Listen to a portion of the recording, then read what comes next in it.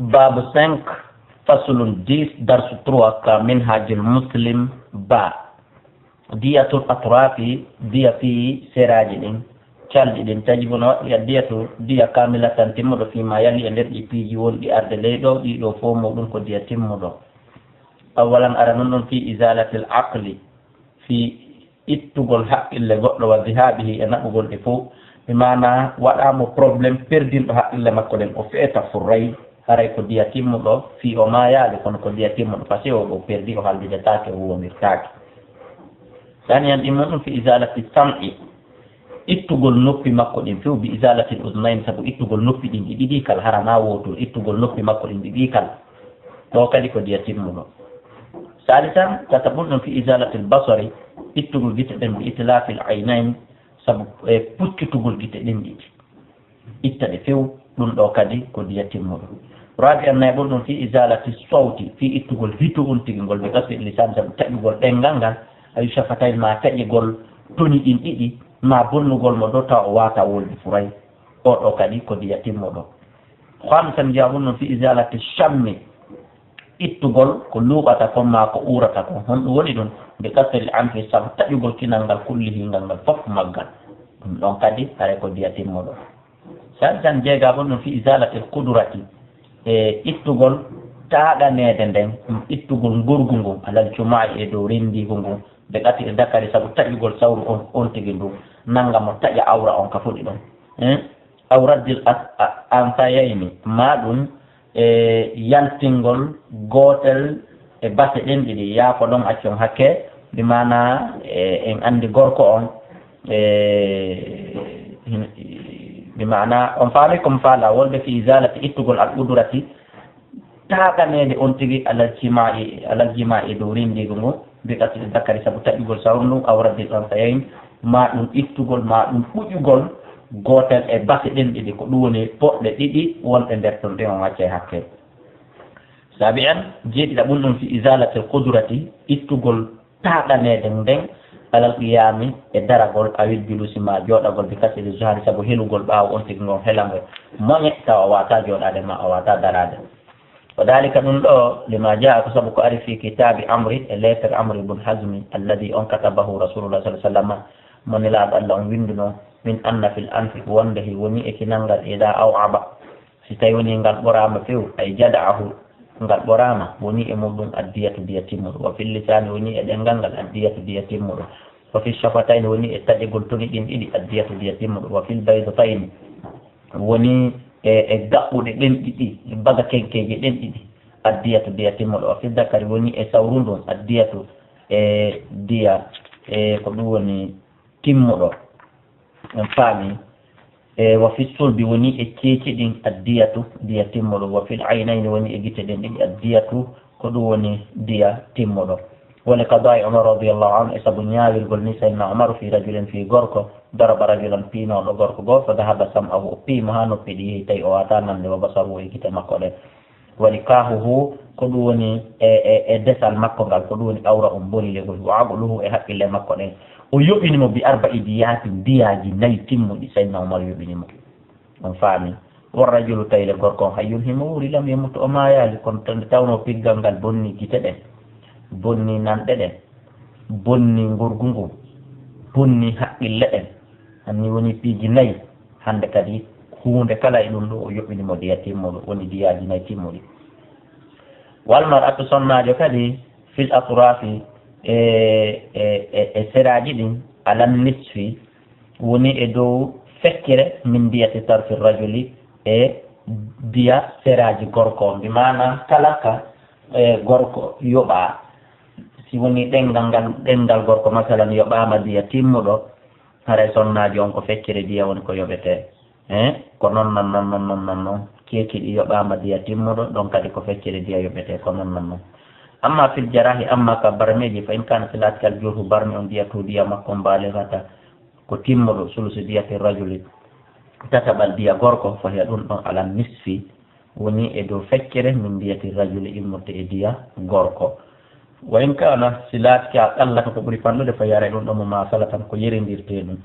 lirajuli wonande gorko on fi diyati jurhiha e nder diya barme makko on kanko sonnaji on ها أن يوتين يجب قوات كل نصف الدية فكر دية ننجل فيما يلي إن يبدي فيه والإياب أولا فيه دا العينين جيت لواتر بقص يابوني كفكر دية ثانيا فيه دا الأذنين غوتر إنوك دين دي ثالثا فيه دا اليدين غوتر يجود دين دي غوتر يجود دين دي رابعا فيه دا الرجلين غوتر إكو دين دي خامسا فيه دا شفتين غوتر إتوني دين دي سادسا فيه دا الليتين كدوني غوتل طيب مفهمالي كدوني الليتين هاجبين سادسا جيغابون في دالليتين غوتل الليتين جين كونو بوري سيكودي كو بيرجي دين دي غوتل بيرجي دين دي عندي بيرجي نوكا بيتال نانال بيرجي نوكا بيتال نيامال فيلغول غوتل ماجي في هدال هاجبين غوتل ويرنو دين دي دو بوري سيكودي ko kun won kun kakinal do hede bi hon won kun kakinal do stewni kun dum fusam saminan jeta tabun dum fi ahadi saddai mar'ati fi gotel wotur en isonna jon di stewni en isonna jo wotur dum bonna hare dum kadi ko fekkiri dia tanbe hon tindingo yajibu no wadi fi qasil usbi'il wahidi e tajagol hundu wotur ashurun sappo min al ibli morde ngelodi sappo li qawli sallallahu alaihi wasallam ma kun laada dia to asabi al yadayn dia ko do woni kolli juude din awir rijlayn ma kolli koyde dum sawana fota fukmu ashurun ko sappo min al ibli morde ngelodi li kulli usbin kala hundu na wede baynduda ko hundu ma dum da ko ciwatun ko fono fota wajibu hino wadde pissinni kanyiije nyire kala khamsun joy min al ibli morde ngelodi sa bonni nyire goddo wotere am botima ma bantike ma bonni nyire makko wotere hay ko ngelodi joyli kawli sallallahu alaihi wasallam sabba ne la fi kitab amr der letter ko be windanno amr ibn hazm wa fi sinni woni e nyire khamsun joy min al ibli morde ngelodi diyatu shijaj wal jirah jonnon diya tufanta rek e barmeji din awalan ashijaj ko yete shijaj taw ta'rifu andi ngol en non ashijaj kun shijaj hiya dum al jirah ko barme tufado fi ra'si ka hore abil wajhi ma ka yeso wal ma'ruf ko anda ko minha amu inda salati e jungo fekkibe mojjibe ben asharatun ko di sappo khamsun di joy warada woni ko joli li shari e sharia o fiha indel mudum bayanu diyati bangengol diyam wa khamsun amma diya joyiji lam yari di jolali li shari wonande sharia fiha mudum haddun hiddi kono mahdudun happa dum fi diyati indel diyam kono kanji joy kadi di woni happadi e di joyi di tawata hino mari sharia andado da hukmuha nyawre mun ne hukmul khamsi nyawre joyiji allati din warada julude sifade fi mon li shari ka sharia fiha e mudum bayanu diyati ha bangingol diyaji mun on huwa din awalan aranun dum fil mudihat tufugol wa yallati ko on barme woni on tuwaddihul azm tawata ko hewti yanga wa tubrizuhu feññiningal fewɓe mana tufi sukuno ɗum tufi guringil ha cikkoyke kaƴiyam ko ɗum wiyete almudihat wadiyatu adiya ɗum ɗon hamsun min al ibli ko ngelodi joyi de kawli sallah sallam fil mawadihi fi tufugol goɗɗo ka hoore hamsun min al ibli ko ngelodi joyi saniyan ɗi mun ɗum fil hashimati ko wiyete kon hashima kon ɗum woni ɗum wayallati kon mbarmi woni on tashimul azma ko ɗum woni muncuɗo ƴiyal ngal ay taksuruhu hela ƴiyal ngal tigi ɗon ashurun min al ibli ɗon ko ngeloɗi sappo mana barmi on tufi guringil tufi hay ƴiyal ngal feƴƴi ƴiyal ngal ɗon ko ngeloɗi sappo andiɗa ko joyi li qawli zayd wonande mako zayd bun sabit radiallahu anhu inna nabiya wonde nabajo sallah sallam awjaba o waɗɗini fil hashimati e hashimati on tuuni tufugol hoore nden ha ƴiyal ngal tufo asharan sappo min al ibli mawde ngeloɗi salisan filman qilati ko wiyete komman qila waya koni ɗum allati ko on barme tan ulul azma egginɗo ƴiyal ngal min makanihi ittingal e place maggal 15 sappo e joyi min al ibli mawde ngeloɗi bimana barme déplace ɗo ƴiyal ngal ɗum ɗon ka hoore ma ka yeeso hara on barme ɗon ko ngeloɗi sappo e joyi lima jaa sabu ko ari fi kitabi amr e lettere amr ibn hazmi mone laaɗo windino ko filman qilati ɓe maki woni e man qilati on bimana barme déplace ɗo ƴiyangal 15 min al ibli ngeloɗi sappo e joyi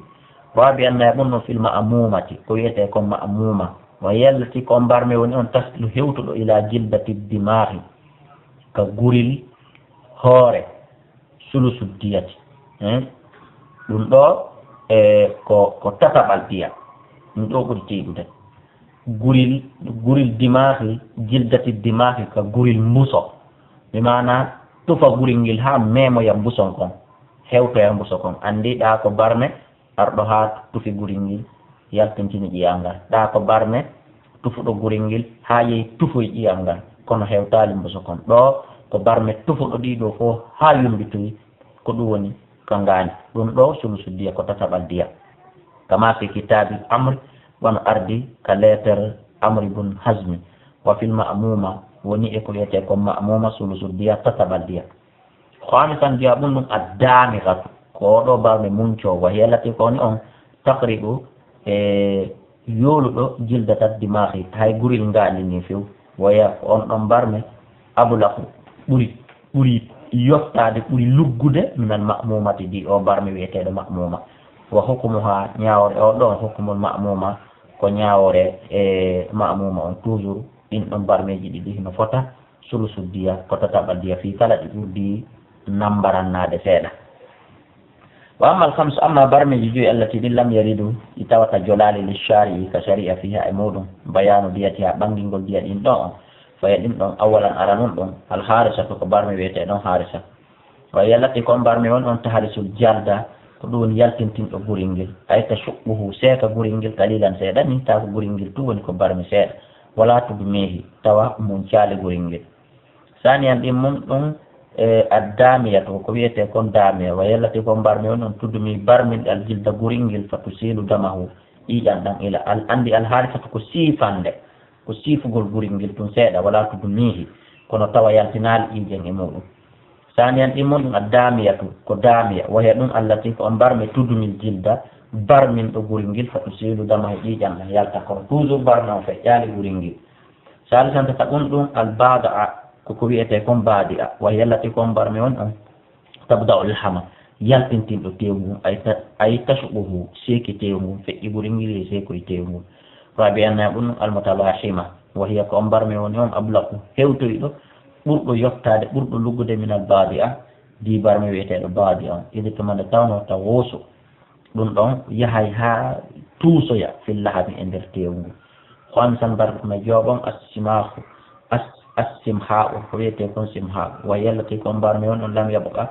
tata heddaki an wusuli ha ga hewtugol makko ilal asmi faade ƴiyal ngal illa kasratu raqiqatun si wona kuccum fanɗukum magurum fanɗukum tufi tew ngun ha hewtali ƴiyal ngal kono ko gokkulli haɗi wa hukmu hadihi l hamsi ñawre ɗi barmeji jiɗo joyi inda halil ilmi e junngo jomiraɓe gande ɓen anna fiha wonde woni e majji hukumatun ñaworeji waya ɗum an yufrada ko nde farlete annal majini wonde bonna ɗon alayhi e hoore mum abdul ko jiyaɗo foyo ɓawwa mum haray mesire fa huwa wa huwa kanko salim ko hisɗo min asalil janayati immorde e batte bone on wayo ɓawwa mum mesire wawa tawa kanko maibun ko o belsi o heeɓi ayiɓe mbiha saabu barme o mbaɗa biri ha fo e mum ko ɓaawo sellugol ngol hande kadi mesirte kol farɗo différence on baynal qimatayni hakkude e mesirandeji ɗin ɗiɗi yuru saabu ko dambete ɗum ila asli qimati faade nenere e bindere mesir mum wawa tawa kanko barminaɗo salimum ko hisiɗo fen kana si laatike sudusan ko jeegaɓal uti aw jonni sudusa diyatihi jeegaɓal ndiyam way kana si laatike usuran ko sappaɓal uti aw jonni usura diyatihi sappaɓal ndiyam makko wa hakada kon ya ahi wal aysar ko ɓuri newade komin haada e ɗum ɗo wa khasatan e ko herti kon fi asrina al hadiri e ngu jamanu men fewndingu ɗo hannde an takuna ko nde laatoto almodihatu e bimana barminaɗon hiyal miqyas ko ɗum woni barminaɗon ha nefe gotum idi tuman tawno hiyal lati an takuna ko nde laatoto almodihatu e barminaɗon hiyal miqyas ko woni tigi tigi kadi ko mesiran idi tumande tawno hiyal lati ko on woni barmi woni on tudihol azma feññinɗo ƴiyal ngal wala taksiruhu kono helal ƴiyal ngal wa fiha woni ɗon hamsum joyi ngal ibl immorde e ngelol bimana ngeloɗi joyi fashijaju barme on alhamsu e ko joyi to ɓaasu ɗum ɗon kadi ko mesirte ɗum mbiha e muɗum fima kanata e kala ko tata barme laatiɗo ka kumusiya kono jowaɓal muɗum kanata laati diyata diya muɗum ba'iran ko mbabba وما كانت كونكولاتي فسلوسها كون تتبع المؤمن كانت لا تكري ديا مؤمن ثلاثة أبعدة كم ببتت إلى خاكات لنقول باس نيسير عليها أيهورنا بواسطة الأطباء أمبره بانغال نيوندو بين المختصين كدون هيرتنا بين سائر الجروح هيرتنا بين أجن نانغال برمجين في الجسد كبان فاهمك ثانيا دي منو الجراح كبرمجين أولا تعريفها عندي نقول إنه الجراح برمجين ما كانت كلاكولاتي في غير ذاتها هناك هوري والوجه كيس من بقية الجسد إمود بانو هدتين دونو برمي بانو هدتين دونو كنو يتي جراح ثانيا دي منو حكمها نياوري منده إن في الجائفة ande woni e tufande wa yakuni jaifa allati ko on barme tasilu yahudo natoy ha hewtoy ila batini jawfi kan der reedu sulusu diyati non kadi ko tata baldiya ɗum gelodi capantati e tati lima fi kitabi amri sabu kon e lettre amri ibn hizam wa fil jaifa woni ko yete kon jaifa sulusu diya tata baldiya wa fi dil'i woni e birƴol idan kasara singol heli wan jabara ngol wattike wan jabara ngol déplacé ke ngol boni bayirun babba wota o fi kasiri dira'i woni e helugol sogonal goɗɗo ɗum woni jungo ngon aw azmi saɓi ma helugol ƴi'al belleru ndu awi zimdi ma ɗum densal ngal hida jubira si tawi woni wattama bayirani mbabbi ɗiɗi si tawi noon boni ko fecciri di ara ɗon ko koyngal ngal fof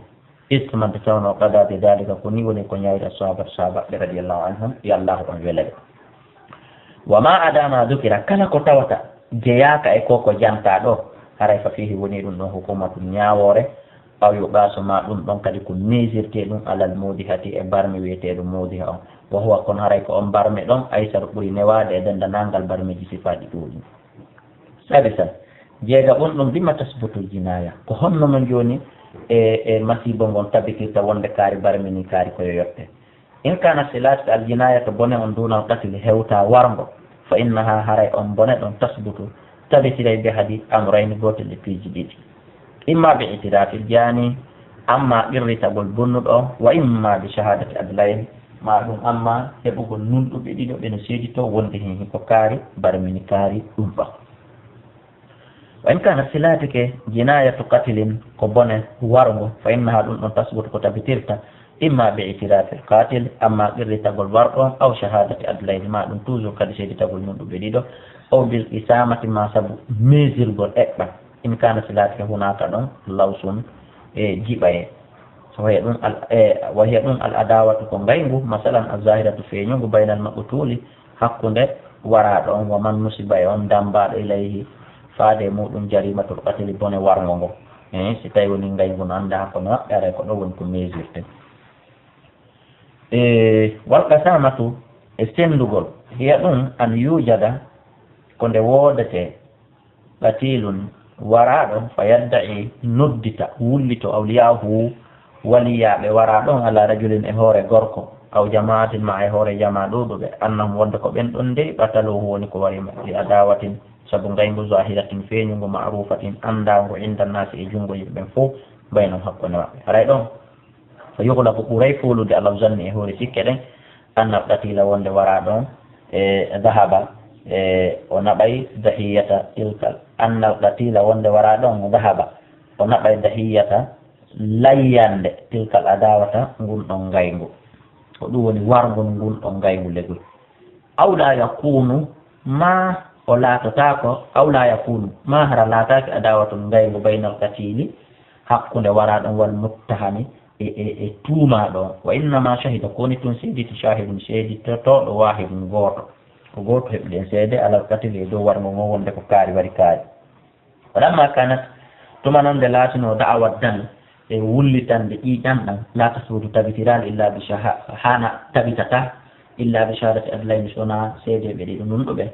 kanat laatikele joni shahadatul wahidi seede goto kallawsi wayi wono jaggutugol masalan wayi wono tuumugol na jaggutugol de wono tuumugol fatata ayyanu haray hande kadi ko toɓɓete ɗum alqisamatu eɓɓowo mesira kon ɗum woni ɗum fa yahlif koyo ar wonda awliya uddami jomiraɓe ƴiƴam ɓe koyo arɓe wonda wonde wahum harak kamɓe warasatu wahum kon ɓe warasatul katil corona ɓe waraɗo min rijal immorde worɓe duna nisara na sonnaɓen ala ara 50 ɓe ara ɓe wonda 50 yaminan wondoje capanɗe joyi mo wazza tan ɓe sendede divisé alayhim e hoore maɓɓe bi hasbi irsihim embere no ɓe gasata ronirde noon ronowo sappaɓal ƴetta wondoje sappo ronowo feccere ƴetta wondoje nawga e joyi masala minhu immorde e makko ala anna hada qatalahu wonde oɗo ko kanko warimo o kala ara huuɗo embere ko gasata ronude kon wonde ko kaari warimo fa ida halafu so woni ɓeɗo fof wondi istahaqu kala ɓe dagini damar rajuli ƴiƴan gorko almudda'a alayhi wullita ɗon e hoore mum wonde ko kanko wari aade maɓɓe on fa yuqalu lahu haray ko yottante ɗum ɓe min hu immorɗe on ɗon aray on ɗon ko nangueteɗo ɓeeɗa yottane aw yu'tawna diya ma ɓe jonna diya en nakala so tawi noon woni salike baɗum ware sati yoga e ronoɓen e argol ngol wonda walam yalif on tigui jaɓali wondude sakatal haq haray hande kadi haqqe on iwi e hoore gorko on ko tuuma kon wonde ko kanko warima haray hande kadi wullitande nde nde wata marsude wa halafa lahum